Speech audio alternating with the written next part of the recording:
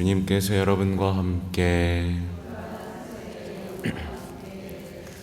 마테오가 전한 거룩한 복음입니다.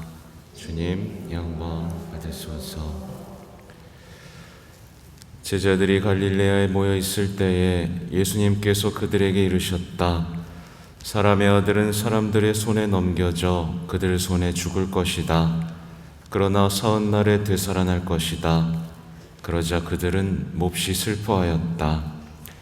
그들이 카파르나움으로 갔을 때 성전세를 거두는 이들이 베드로에게 다가와 여러분의 스승님은 성전세를 내지 않으십니까? 하고 물었다. 베드로가 내십니다 하고는 집에 들어갔더니 예수님께서 먼저 시몬아 너는 어떻게 생각하느냐? 세상 임금들이 누구에게서 관세나 세금을 거두느냐? 자기 자녀들에게서냐? 아니면 남들에게서냐? 하고 물으셨다. 베드로가 남들에게서입니다 하고 대답하자 예수님께서 이르셨다. 그렇다면 자녀들은 면제받는 것이다. 그러나 우리가 그들의 비위를 건드릴 것은 없으니 호수에 가서 낚시를 던져 먼저 올라오는 고기를 잡아 입을 열어보아라. 스타테르 한 입을 발견할 것이다. 그것을 가져다가 나와 내 몫으로 그들에게 주어라. 주님의 말씀입니다.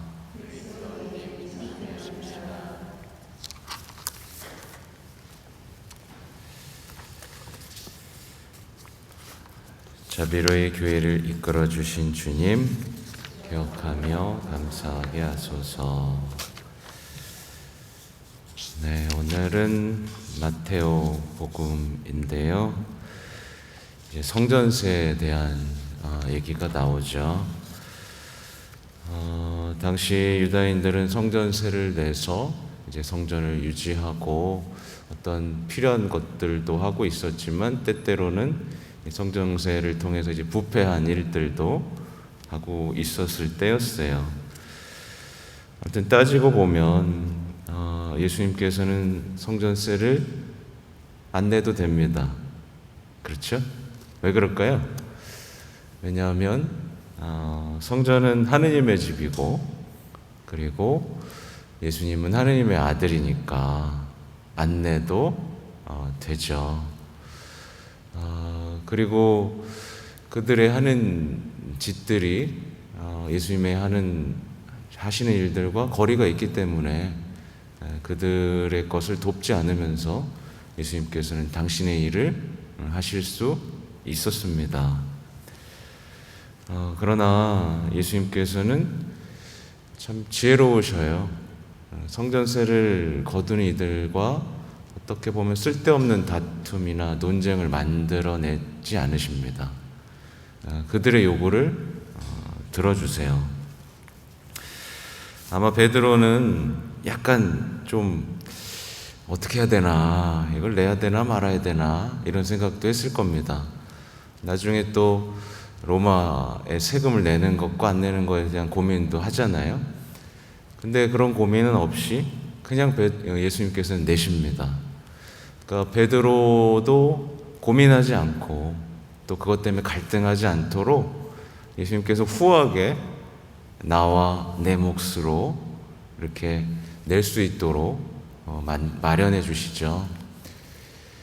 특별히 베드로가 가장 잘하는 낚시를 통해서 성전세를 마련해 주십니다. 말하자면 예수님께서는 유다인으로 사는 것을 포기하지 않으면서 그들에게 복음을 선포하고 있는 거죠. 그러니까 우리는 가끔 복음을 선포할 대상하고 등져버리는 경우가 있잖아요. 오늘날의 세상에서는 보면 많은 이 단체들이 서로 등져버리죠, 그죠? 그리고 어떤 저항, 복수 이런 코드를 통해서 등져버린 상태로 사니까 사실 복음이 들어갈 틈이 없는 거잖아요. 근데 예수님께서는 당신이 유다인이라는 거를 기억하시고 그들에 대한 형제를 잊지 않으시고 그 상태에서 복음을 선포하십니다. 그러니까 오늘날에 우리가 살아가는 방식에 대해서도 어떤 답을 주시는 거예요. 우리가 이 사회를 살아가죠, 그죠? 이 사회에 속해 있죠. 이 사회에 속해 있는 세상에 속한 사람으로서 우리는 의무를 다하고 그들과 형제로 지내야만 합니다. 그러나 그 가운데서 우리가 마땅히 해야 될 게 있죠. 그들의 문화에 휩쓸리는 게 아니라 이 세상의 사랑의 문화, 그리스도의 문화를 세워야 되는 거죠. 그러니까 포기하면 안 됩니다. 미운 사람이 있더라도, 단체 내에서 미운 사람이 있고 가정에서 미운 사람이 있고 하더라도 그들을 포기하지 않고 같다, 형제를 가진 채로 서서히 이 사랑의 문화를 세우려는 그 대담함, 아까워하지 마시고 세금도 잘 내시고 모임에 대해서 사랑해 주시면 좋겠습니다. 쓸데없는 어떤 분노와 적개심은 우리가 복음을 선포하지 못하게 하는 걸림돌이 된다는 걸 잊으면 안 되겠고요. 오늘 특별히 이렇게 설명이 많이 나와 있지는 않지만 오늘 십자가의 성녀 데레사 베네딕타 동정 순교자 기념일이기도 해요. 개인적으로 이 성녀를 좋아합니다. 20세기 성녀예요. 다른 말로는 에디트 슈타인이라고 들어보셨을 겁니다. 가르멜 수도의 성녀예요. 가르멜 수도의 성녀 하면 생각나는 분 있죠? 대데레사 성녀도 있고 소아데레사 성녀도 있고 십자가의 성녀안도 있고 삼위일체 성녀 엘리사벳도 있고 이 영성의 흐름 안에서 20세기에 아주 큰 우리에게 영감을 주는 성녀입니다. 굉장히 특이해요. 유다인이었습니다. 유다인이었는데 그리스도교로 개종을 한 성녀이고 또 여성으로서 굉장히 지적이었어요. 철학 교수까지 했던 분인데 뭘 했냐면 수도자가 됐습니다. 그것도 봉쇄 수도의 수도자가 됐죠. 그리고 수없이 많은 작품들을 쓰셨고 마침내는 이 나치 수용소에서 아마 가스실에서 돌아가신 걸로 아마 기록이 되어 있어요. 대략 1891년 10월에 태어나셔서 1942년 돌아가신 것으로 기억이 됩니다.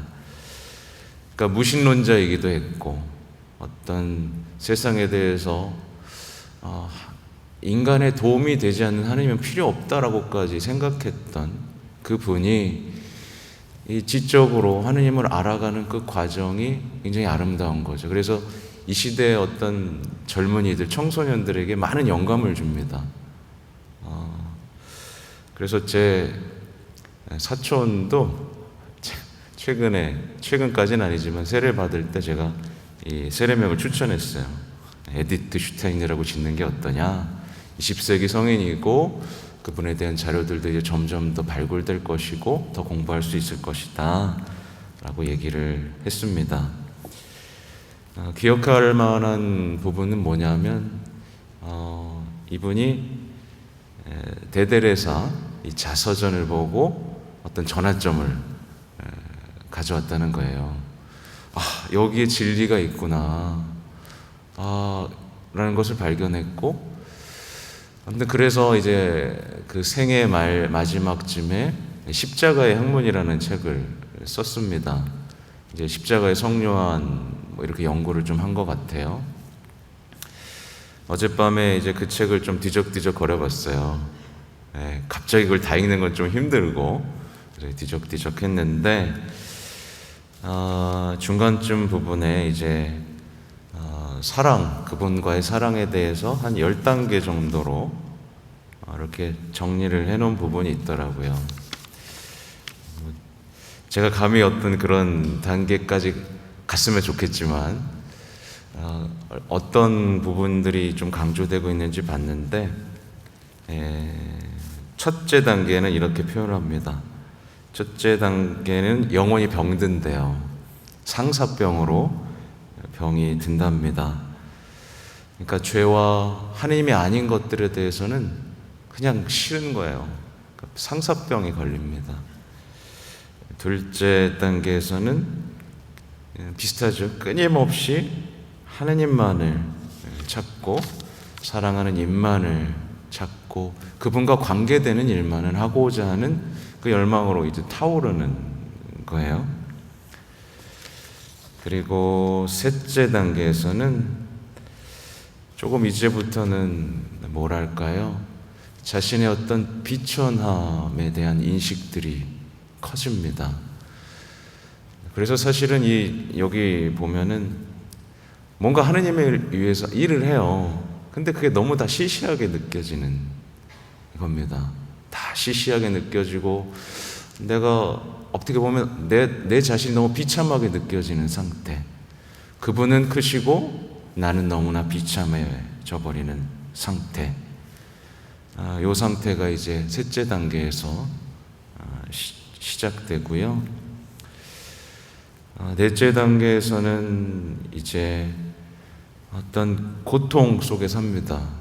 내적으로 그분께 뭔가 해드리지 못한 어떤 고통.